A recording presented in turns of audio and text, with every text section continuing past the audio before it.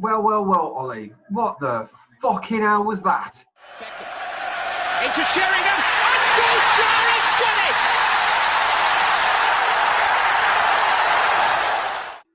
it! Hi guys and welcome to Back of the Internet. I'm Jay, there's no Joe because he's at work, and let's talk about the absolute shambles that was last night against Arsenal. Oh my God, the wheels have well and truly come off. Piss poor performance. That was absolutely shocking. United were nowhere near the standard of what we expect against Arsenal. Fuck. Ollie, that was pants. That was poor. And that is down to you, my friend. What has changed from the Champions League games? Why tweak it? Why did we have to tweak a formula that seems to be working in the Champions League for a game against Arsenal that we knew were going to push us, we knew were going to press us, and we decided to make these slight adjustments, like a fine-tuning, but the difference is this isn't fine.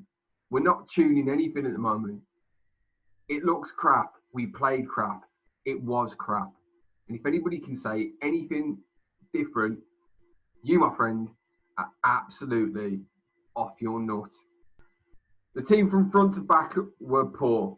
There was a lack of gas, lack of attitude, lack of press, lack of mentality, lack of urgency and complacency all the way through. From the very first fucking whistle to the last, we were just complacent. We sat back like we were playing Fulham at times.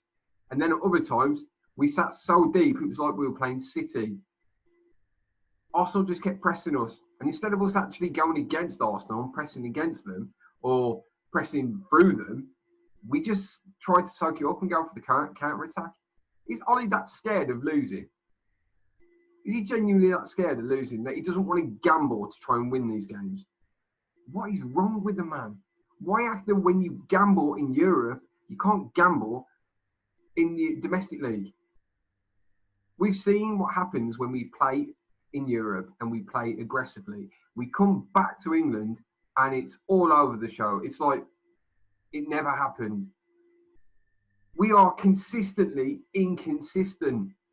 We go from crap to amazing and amazing to crap. Let's not forget, Palace absolutely put us to the sword, and then we went to PSG and nailed them to the wall. Where does this come from? How do we become this inconsistent? How can we beat the best and lose against the worst? And I don't mean this, Palace, to sound like I'm being disingenuous, but what I'm saying is, in comparison to PSG, you're not exactly the biggest team, but yet United can't beat you. But we can go off and we can beat PSG. It's nuts. Going back to being inconsistent in the Prem, it was the same last year, all right? Pre-lockdown, we beat Chelsea, we drew to Wolves, we lost to Palace. We beat Leicester, we lost to West Ham. We drew with Arsenal, we lost to Newcastle.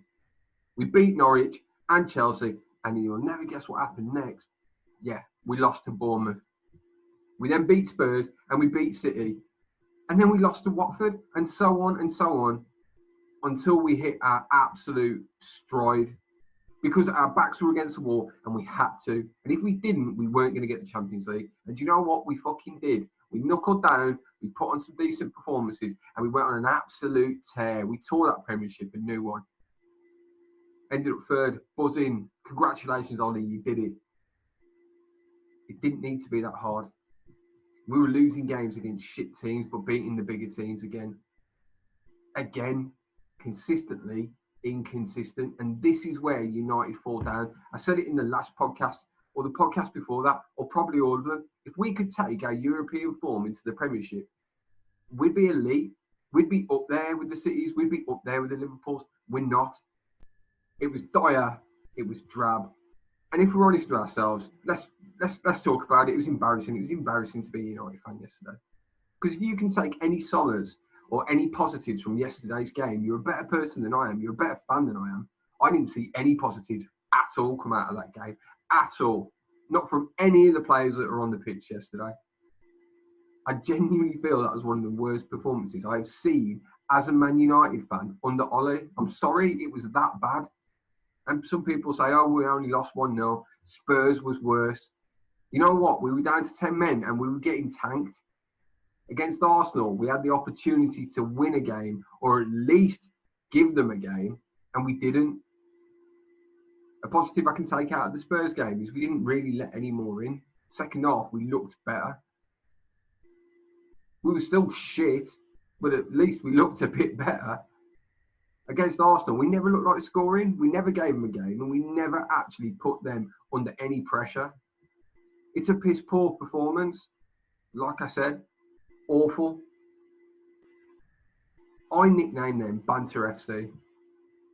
Worst thing about it is, we're now Banter FC. We've actually taken Arsenal's moniker off them because we are a fucking banterous club.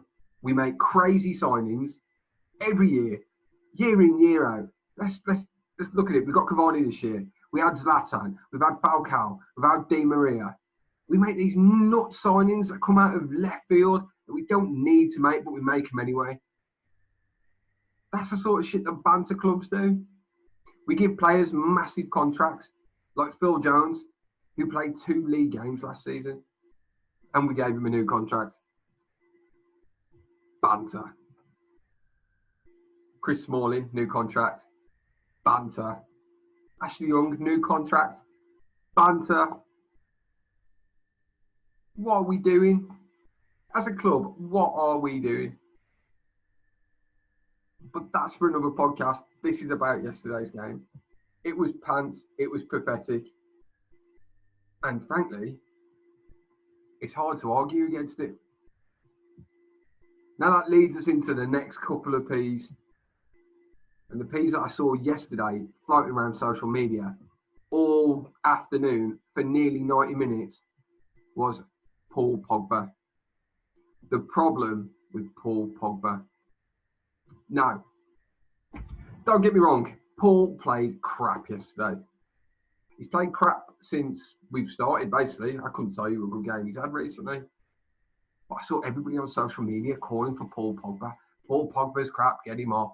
Paul Pogba's a liability. Paul Pogba's not doing anything in the middle of the park. He's not playing in the right position. He should have been benched. It should have been Donny van der Beek. Hang on a second. Hang on. Not one player on that pitch covered himself in glory yesterday. They were all diabolical. And if you want me to ream somebody out, Scott McTominay looked crap. He looked fucking abysmal playing on the right. Fred looked a shadow of the player that he has been. Pogba, dreadful. Now you tell me who else looked good. People are going to go, oh, well, Bruno had a decent game. Oh, well, Rashford had a decent game. Oh, well, Greenwood tried. Nobody played fucking well. Not one person on that part played well. Bruno looked crap. Rashi looked crap. Mace had fuck all to do. Maguire didn't look great. Again. Wan-Bissaka didn't look great. Shaw didn't look great.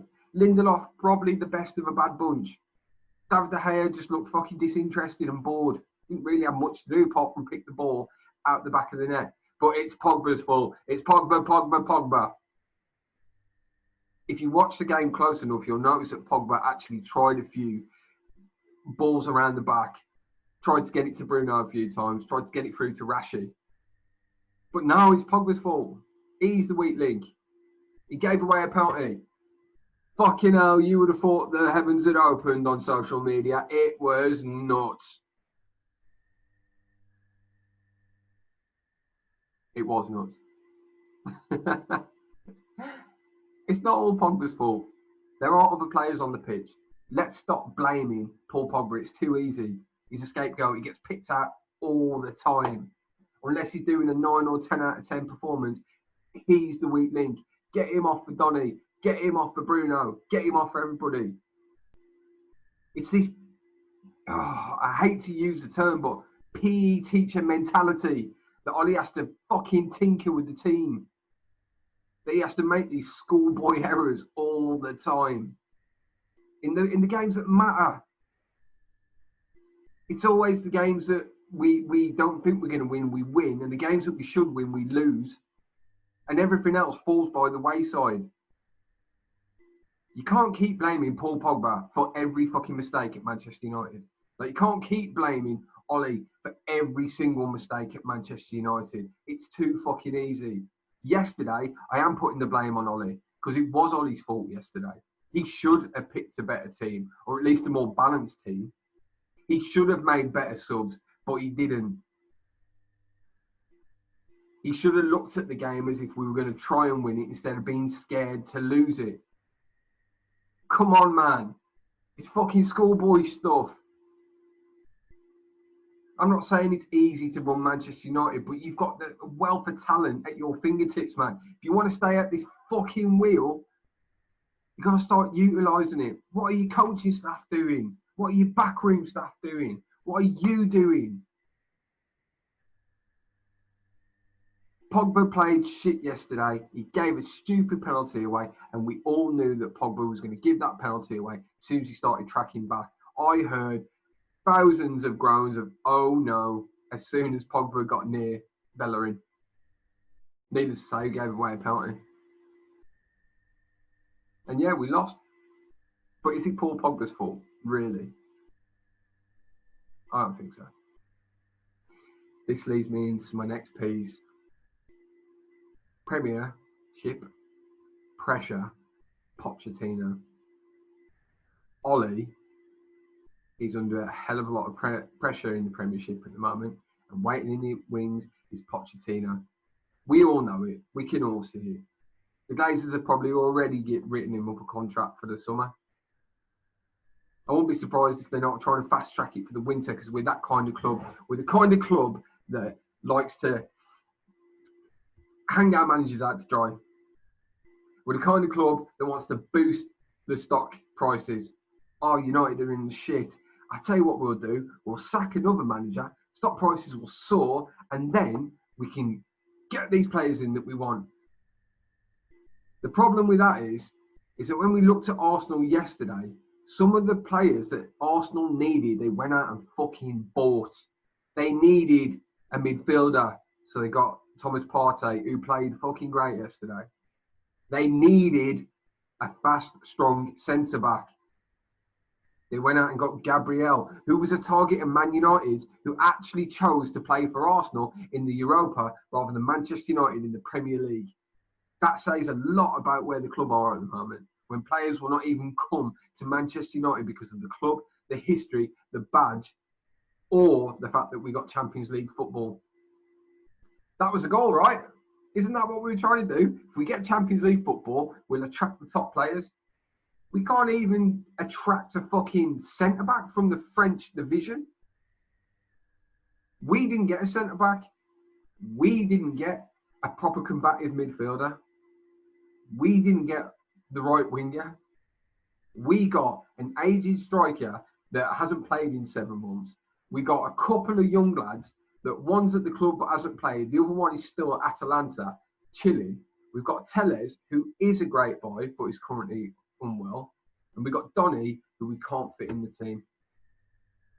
The pressure is starting to mount on Solskjaer because he's got so many good assets at his disposal. He's struggling to fit them in. He's struggling to find out from where they can play.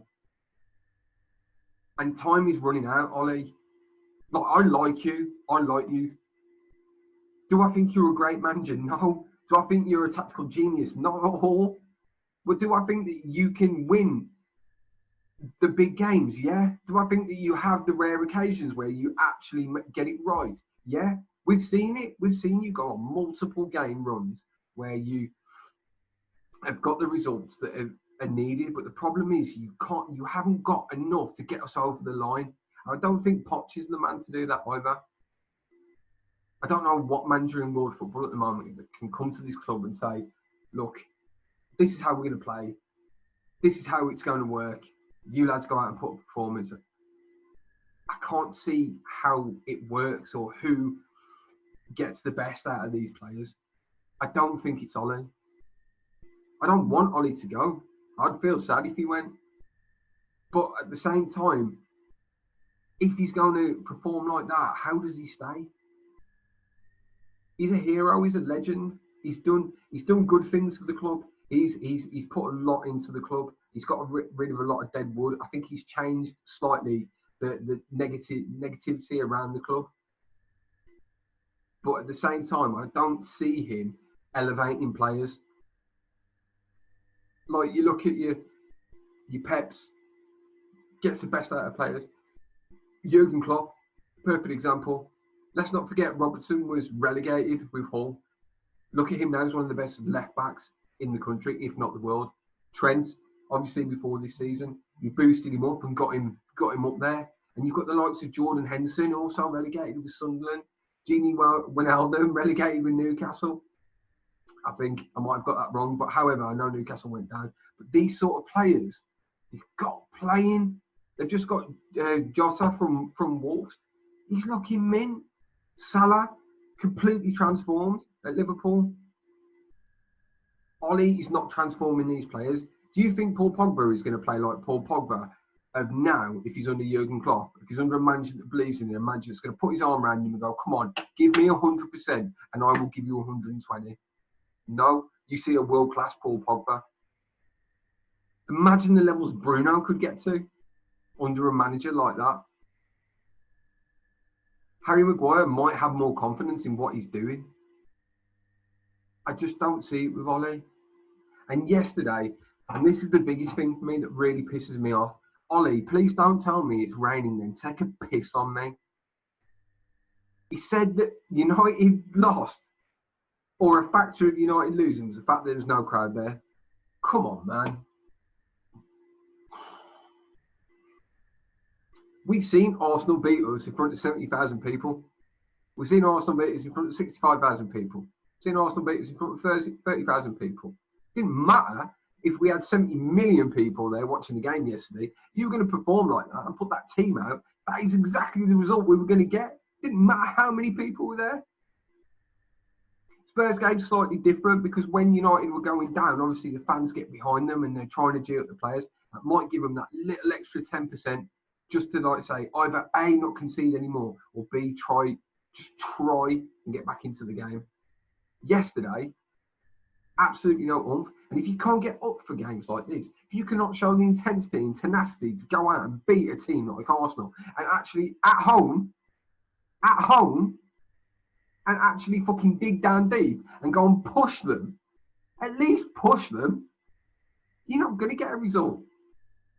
Doesn't matter how many people are around you fucking chanting and singing. You're not going to get that result. Ollie, we've seen United lose when we've had full fucking stadiums. You can't fucking tell us that this is a factor. Oh, we're not winning at home because we don't have the fans. Hang on. Our fucking chairman doesn't give a shit about the fans and prices them out of fucking everything and delivers fuck all. But we can't do it without the fans. Wake up and smell the fucking coffee. If we're that fucking important, if we're that important to the club, start respecting us a bit more. Because then that way, if we get you results or we help support you get these results, then we'll get more results. So think about it. So like I said, please don't piss on me and tell me it's raining. It's got absolutely fuck all to do with that. And Roy Keane was absolutely bang on yesterday when he said these players will cost Ollie his job. They will. But I'm not too sure that Ollie won't cost himself his job with these dickhead tactics that he employs sometimes. It's nuts. It's nuts to see him tweaking winning formulas.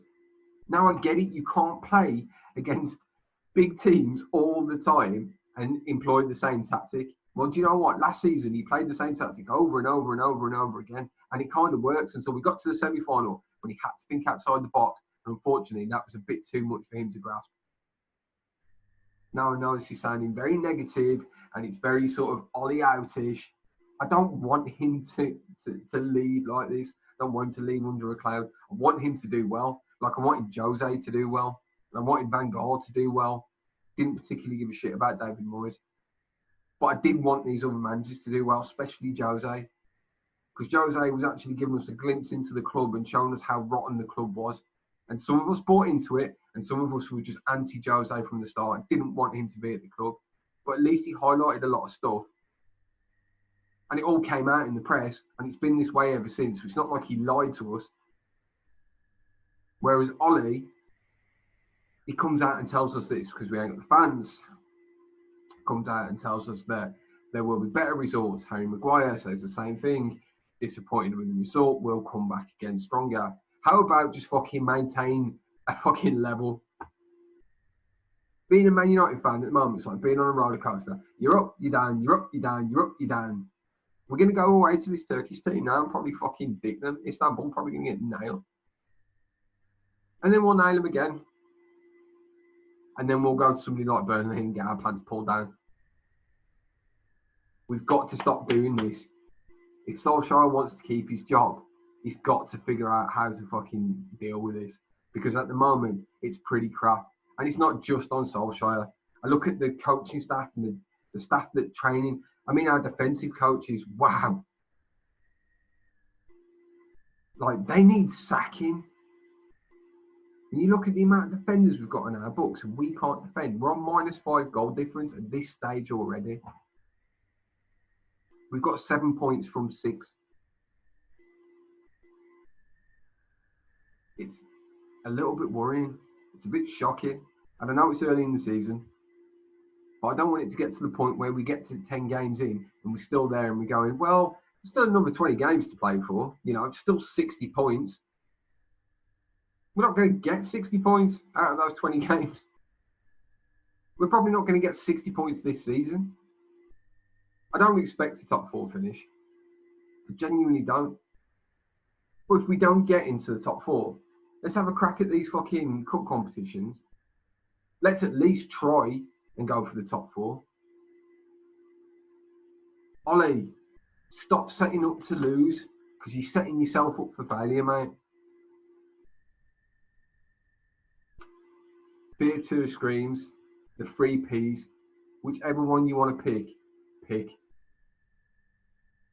But at the end of the day, unless we see a bit of consistency and a lot more improvement in the Premier League, it's safe to say that Ollie won't be at the wheel very much longer. And I hope that isn't the case.